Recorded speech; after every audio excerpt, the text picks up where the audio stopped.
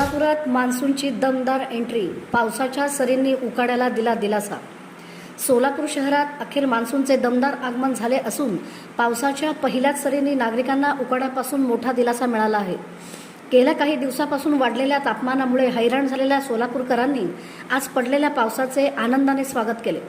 दुपारनंतर अचानक आकाशात ढगांची गर्दी झाली आणि विजांच्या कडकडाटासह पावसाने हजेरी लावली।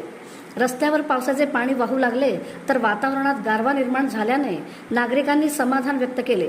अनेक ठिकाणी लहान मुले आणि युवकांनी पावसाचा आनंद लुटला। हवामान खात्याच्या अंदाजानुसार पुढील काही दिवस जिल्ह्यात पावसाची शक्यता कायम राहणार आहे।